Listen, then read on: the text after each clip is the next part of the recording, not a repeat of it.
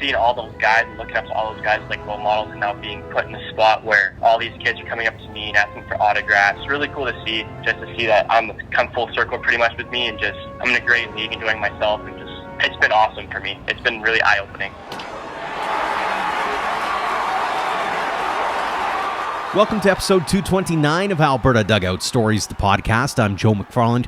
There's been no shortage of storylines around the baseball world in our province recently. We'll start things off by congratulating everyone named to Baseball Canada's roster for the upcoming Pan Am Games qualifiers. They will head to Argentina June 16th to 21st with the hopes of earning a spot in the Pan Am Games in Chile in October. Among those named to the team include Dogs Academy grads Jordan Procession and Matt Lloyd, Lethbridge's Landon Barassa, and current Okotoks Dogs outfielder Elijah Hamill, while Edmonton's Mike Johnson and Prairie Baseball Academy alum Dustin Mollican are on the coaching staff. We have a full story on the connections to our province at albertadugoutstories.com. We've also been keeping an eye on the Mike Soroka story out of Atlanta as he returned to the Braves a couple of Mondays ago. He had a successful first start but then faltered in his second start and has since been sent back to AAA Gwinnett for more fine-tuning. We hope to see Mike in the big leagues again soon. And the Edmonton Riverhawks have opened up their West Coast League season. You can head to our website as we wrote a season preview story there just before their campaign got started. Moving on to the Western Canadian Baseball League, and it is Okotoks and Moose Jaw sitting atop the standings in their respective divisions again. The Miller Express are actually number one on the WCBL's power rankings, which are released every Tuesday, followed by the Dogs and Lethbridge Bulls this week. We won't do a deep dive on the stats leaders this time around, but an interesting note at the top of the batting average rankings. Moose Jaw's Dawson Tweet leads the way, hitting at a .542 clip. His brother and teammate Wyatt Tweet is at .476 to be sitting second in the circuit. In other categories, Fort McMurray's Caleb Lemos leads the way with 3 home runs, while his teammate Alex Escobar is pacing the league on the hill with 21 strikeouts. Now on to this week's guests, and we have a trio of players joining us this week. Sylvan Lake Gulls utility man Matty Fung is among the league leaders in a couple of different categories so far this summer. As we record this episode, he's hitting .467, which is good enough for third, and he has 5 stolen bases, which is in a tie for second. The native of Foster City, California, is coming off a spring with Santa Barbara City College, and he's getting himself ready to head to the University of San Francisco in the fall. We caught up with him at the end of last week. Matty, thanks so much for joining us here on the podcast. Yep, great to be here. Welcome back to Sylvan Lake. How are you enjoying the first couple of weeks back? I'm enjoying it. It's super fun out here, on and off the field, especially when we get to play in front of 1,500 fans every night. I'm just looking forward to another great summer. What was it about Sylvan Lake in the first place that brought you to the community last season? So I got connected with Jason Chatwood, the head coach, with my Boise State coach. I was at Boise State my freshman year when there was no team because of COVID, and the head coach is Canadian, so that's how I got in contact with Jason. And the opportunity Jason gave to me was come in, be a utility player, fill in for guys that need off days, and I was good with that. And then I found myself in the starting lineup towards end of the season, and I ended up having a good season last season. It's interesting when you get a kid like yourself, being from California. Was there any trepidation, one, about coming to Canada, and two, when you got here, was it as you expected it would be? I had some hesitant, going to Canada because I'd never been out of the country to play baseball. I didn't know anyone up here yet. But once I got here, the team took me in. The ownership was great. The coaching staff welcomed me with open arms, and the team last year, we all got along real quick.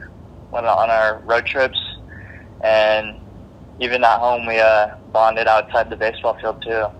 Fantastic stuff, and glad to hear it, because that's always the thing, when you're flying hundreds of miles away, you never know what to expect. So we're glad that it all worked out, and clearly it's working out again for you. I mean, it's early in the season, but you've got 5 swipes so far in the first 4 games as we record this episode. You're hitting .462. What's been going well for you so far?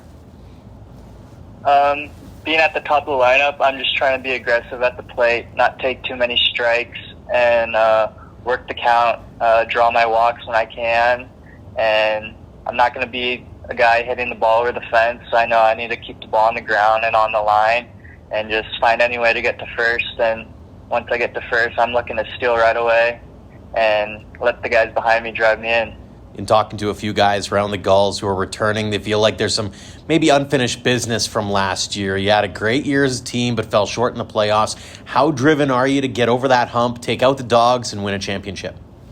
Oh, yeah, we're definitely looking to get to the championship this year and win it all. I don't know, Benny Prediger promised our fans that we were going to win the championship, but I'm not going to make any promises. But we do look stronger this year as a whole team. Pitching staff has been dominant the first 4 games, and our bats are going to start to waken up these next few weeks. I was going to ask about that. I know it's a couple of weeks in, like I said. Does it feel different on this team this year compared to last, or is this team just a year older and a year wiser?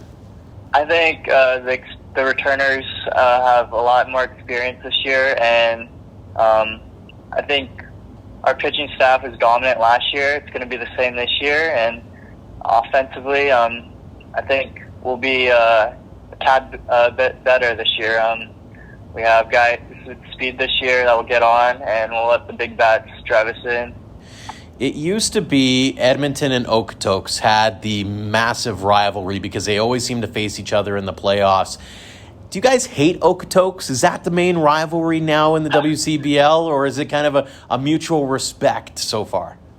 I think it's a rivalry. I think they're the closest towards us down south, like 2 hours away. But yeah, they've had our number the last year, and they're all close games. We've been in it with them, and I think it's teams that make less mistakes are going to come out with the win. And we made too many mistakes last year, but we're going to try to fix that this year and come up on top of them.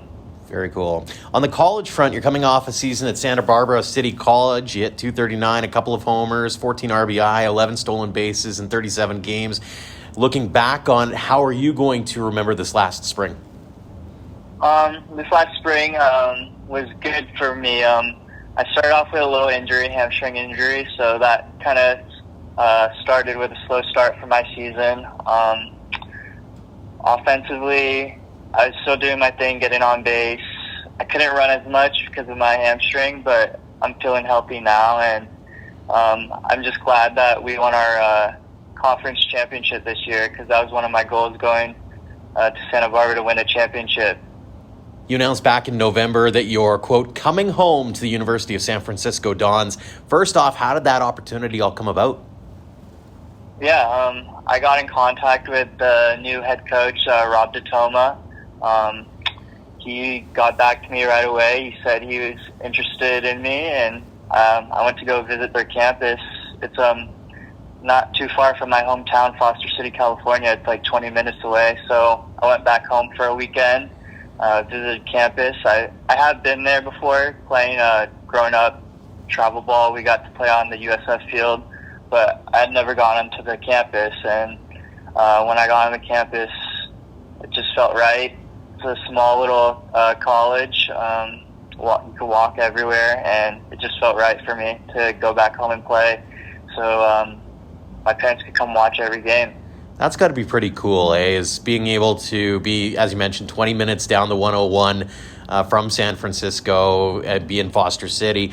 How excited are you for that opportunity to play in front of close friends and family? And also, more importantly, maybe, is that next step in that baseball journey? I'm super excited. I've been away for quite a while. Started at Boise State, not playing at all. Then 2 years at Santa Barbara, and then just getting back home. I love playing in front of my family and friends. Gives me more confidence when I see them up in the stands, and hopefully I could continue playing on after USF. That's my goal, to play professional baseball someday. Mm-hmm. Let's do some rapid fire to finish things out here. First off, your favorite ballpark food? My favorite ballpark food would probably be a nice slice of pepperoni pizza. Oh, good call. Best ballpark you've ever been to at any level, whether it be playing or as a spectator? spectating, I really enjoyed going to Fenway Park in Boston and playing, I'd say, honestly, Sylvan Lake. Not trying to appease the hometown crowd, but I like that. Your favorite TV series that you just can't help but binge? I like watching the reality show called Survivor. Okay. On CBS, I believe. Why Survivor? Just the competition, and I'm a very competitive person, and I just enjoy people competing for money. I enjoy that. I'm a big challenge guy myself, so. Yeah. Any superstitions? I drink a Bang energy drink before every game. Good grief, I don't know if I could play ball like that. I'd just be jittery the whole time. Finally, favorite moment on a ball field ever? I would say this past spring, dogpiling at our home field in Santa Barbara. That would be my favorite experience. Very cool. Final question for you. It's one we ask everybody. What does the game of baseball mean to you? Baseball means everything to me. I grew up playing baseball, starting at the age of 4 or 5. And then I just love this game. It just, I don't think I would be able to live life without baseball, honestly, because baseball's been with me my whole life, and it's got me into college, and it's been able to let me travel the world and see different places that I wouldn't been able to see if I wasn't playing baseball. Very cool. Well, Matty, congratulations on all the success you've had at this point, continued success with Sylvan Lake and beyond, and thanks so much for joining us here on the podcast. Thank you for having me. Next up is Brooks Bombers infielder Ryan Kucy, who's hitting .333 with 2 RBI and is in a tie for 4th in walks with 6 through the Bombers' first 6 games. As a freshman with Northeastern Junior College this spring, he hit .290 with 6 home runs, 36 RBI, and 11 stolen bases. Kucy was one of the stats leaders with Sherwood Park in the Baseball Alberta Elite League last summer, and the AHP Academy product is hoping to keep things rolling over the next few months. Ryan, thanks so much for joining us here on the podcast. Thank you so much for having me. First season as a Brooks Bomber. How's it going so far? So far it's going really well. I'm loving the team. I'm loving all the guys, loving the coaches. It's just so far it's been such a great experience. Talk about that change. I mean, you're an AHP guy. You've done the high school route. You've had your first college season, which we'll get into in a second. But talk about that transition into summer baseball. I mean, you probably watched it as a kid, but now you're a part of it. What's that transition been like? Honestly, it's been so cool to see growing up, like going to the Emerson Prospects games and that kind of stuff. And just like seeing all those guys and looking up to all those guys like role models, and now being put in the spot where all these kids are coming up to me and asking for autographs. It's really cool to see that I'm come full circle pretty much with me, and just I'm in a great league, enjoying myself, and just it's been awesome for me. It's been really eye-opening. When going into the season, did you have any expectations of yourself, what you wanted to accomplish, maybe some goals or something that you were working towards as you made your way through the summer? The biggest goals for me are, of course, hit above 300 and just have a good season there. And then also coming into this, I wanted to be starting shortstop from day one. And so far, it's how it's been so far. So those my goals are kind of being accomplished right now, but the ultimate goal is to win a WCBL championship. So hopefully we'll have a chance to do that. I was going to ask about that side of it, too. I mean, Brooks is coming off their first playoff appearance in the WCBL back last season. How important is it for you to continue that momentum? Are you cognizant of the talk in the community and the desire to see this thing continue to evolve and improve? Oh, yeah. Like, we want to put on a show for the community as well. But also looking at, like, the team that we have, like, we've got a lot of great guys, great coaching staff. Like, we're wanting to come in as an underdog team to hopefully turn some heads and make a couple upsets, be like the ultimate dark horse in the league. So that's the goal for us, make playoffs, and then hopefully make some stuff happen in the playoffs. It's always hard to judge a season off the first few games, and obviously you've had to deal with the behemoth known as the Okotoks Dogs in the early going here. But talk a little bit about what you're seeing out of your team so far. I know you're still waiting on a few key members to come from their college teams, that kind of thing. But what do you see as you look at up and down your team's lineup? Honestly, I think we've got great hitters from 1 to 9. Like, everyone can swing the bat a little bit. So that definitely helps us. We're putting up some decent number of runs per game. And honestly, our pitching staff, like, the guys just want to compete. That's the goal in baseball, is just compete your ass off, and just work as hard as you can. And that's what we get from most of the guys in the pitching staff. Everyone's just working to compete, getting ground balls, getting outs. So if we keep continuing to do that, keep growing more as a team, keep getting the chemistry that we're looking for, I think we're going to be able to make some cool stuff happen this summer.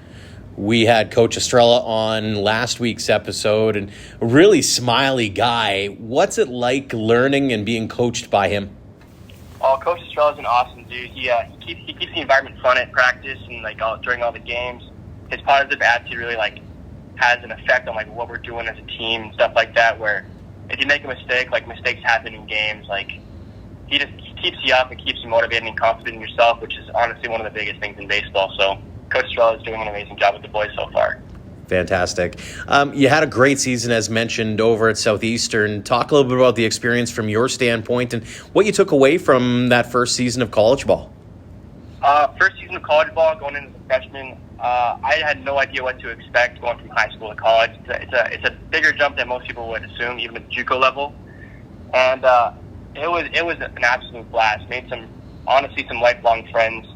And just the season we had, it was pretty good. We got upset in the first round, but other than that, it was a great season, great learning curve. Hit pretty well. I honestly surprised myself a little bit with how well I hit. And the coach there was also amazing. And hitting-wise, I also did pretty good. And fielding-wise as well, I earned a spot at starting shortstop for a bit and then bounced around from second to short throughout the rest of the season. So it was good to play a lot, too, and get a lot of experience my freshman year. You mentioned the bat, 296 home runs, 36 RBI, 11 stolen bases, 48 games. It's a pretty good freshman season. How do you build on that heading into season 2? Honestly, to build on that, I'm just going to try to become more consistent at the plate. I went on a stretch there for a bit where I went in a little slump, but those happen from time to time. But next year, I'm just looking to eliminate the slump that I had and just hopefully keep it above the 300s, maybe 350s. That's the goal for me. I have a feeling there's probably going to be a conversation or two between you and Taylor Burns as well over at AHP. Talk about his influence and being able to utilize not only him, but some of the other minds that they have down there. Oh, yeah. Taylor single-handedly built me as the baseball player I am today.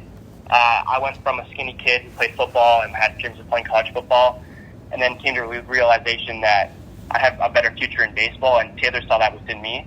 So my whole career has been based off of Taylor Burns, and he got me stronger in the gym, and he allowed me to realize what I could do with myself in baseball. And then all the other guys at AHP too, like Connor Burns, he's the one who helped me with my swing all the time. And then Ethan Elias, who was also my summer ball coach on the Sherwood Park Dukes, he was a great guy who just helped pave the path for me to become a college baseball player as well. So I've got nothing but great things to say about the guys at AHP, and I owe them absolutely everything. Do you have any feelers out there yet as far as the next step beyond Southeastern, or are you still kind of feeling things out at this point? Walk us through the mindset thinking beyond the JUCO level. As of right now, I haven't really got any big hooks yet for schools past the JUCO level, but I am going on a visit here pretty soon. Well, not a visit, but going to a camp here pretty soon at the University of Memphis. So hopefully going there to show what I can do, and then hopefully come back with an offer to play Division I baseball. Finish the dream. Very cool. A few rapid-fire questions to wrap things up here for you, Ryan. First off, favorite ballpark food? Definitely nachos, 100%. Nachos, 100%. Hot peppers or no on those nachos? Oh, hot peppers for sure. You had me until that point. That's all right. Your favorite ballpark, whether it be one that you played in or maybe one that you visited? Played in, definitely Siemens Stadium. It's just great environment. And then been to Anaheim Angels Stadium. Oh, very cool. Favorite baseball memory? Hitting my first collegiate home run. That was really cool for me. What about that was so memorable for you? It was the bottom of, I think, the 6th inning in the 7th-inning game, and we were down 3, and I hit a 3-run home run for my first one ever to straightaway center, and the boys were just super hyped for me, and it was a memory I'll never forget. It's one thing to be able to hook one, right? Go down the line. It's another to go straightaway center field. That's a pretty good feeling, right? Yeah, 100%. Awesome. When you're in your pregame routine, what music is in your headphones?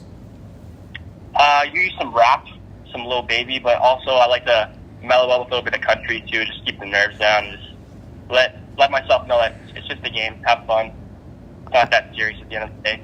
I tell you, the eclectic mix that some ball players have is just, some are hardcore one or the other, and yet some are just all over the map, so that's kind of cool. Finally, the last one for you on the rapid fire point. Best baseball advice you've ever received? Be confident in yourself. I used to struggle a lot with confidence playing baseball, and at the end of the day, you just got to believe in yourself and know that you can accomplish anything, and that's the biggest thing that will help you down the line. Confidence is key 100%. Couple of serious ones for you. What's it mean to you to be able to play ball at the summer college level within the WCBL and being able to do it in your home province?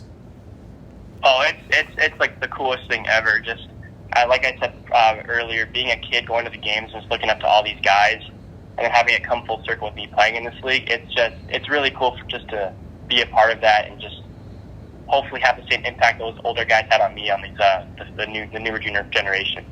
How weird is it to get an autograph request?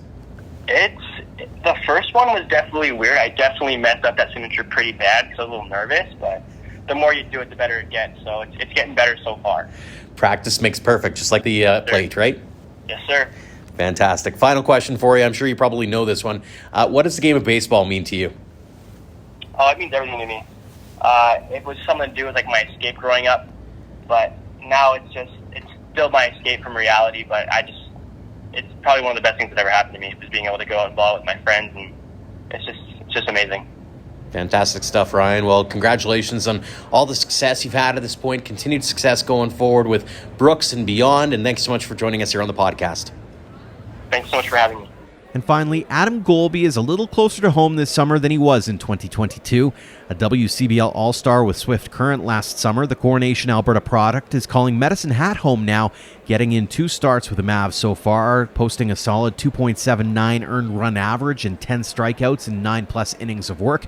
A freshman with Indian Hills Community College this spring, he posted a 4-3 record with a 6.42 ERA and 11 appearances, including 8 starts.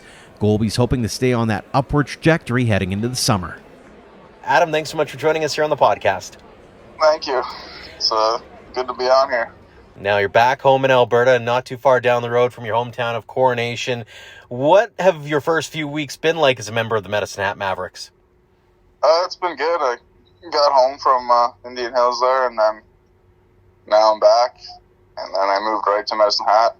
There's a good city down here and stuff, so. Mm-hmm. How nice is it being able to play semi-close to home? I mean, you're still not a stone's throw away from home, but at least they can maybe stop by once in a while and check you out playing. Yeah, it's good. They can come watch again. I mean, obviously they did when I was little, but it's good for them to come back and watch. Take us back to last Friday, June 2nd, your first start at Athletic Park for the Mavs, and it happens to be against your old team, the Swift Current 57s. What were the emotions like going into that one?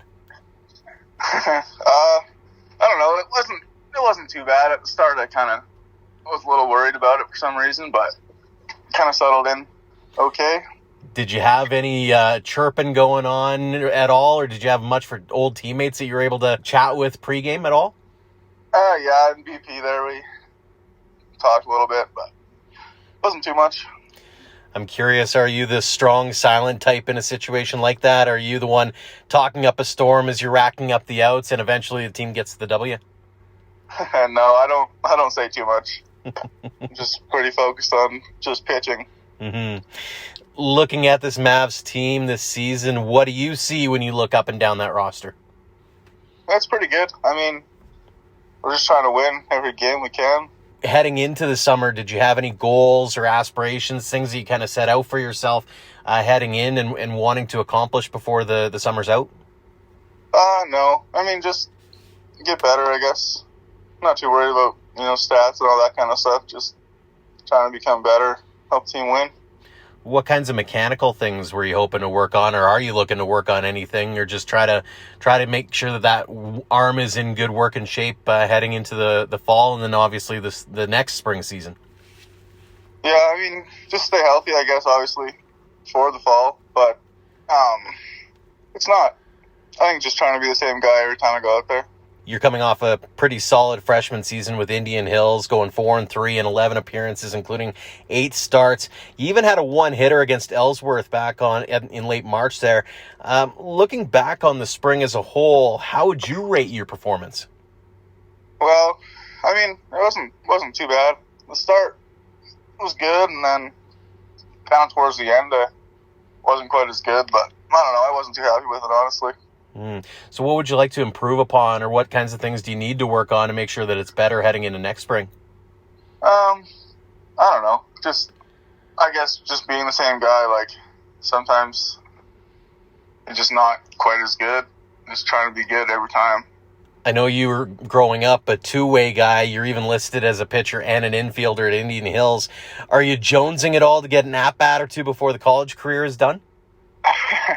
Last summer I got a couple in the league there when a couple players had to leave, but no, I think now I kind of just worry about pitching. Walk us through that decision, because I know at Badlands you were on plenty of videos and that kind of thing about sort of the work that you were putting in. What made you decide to go the pitching route?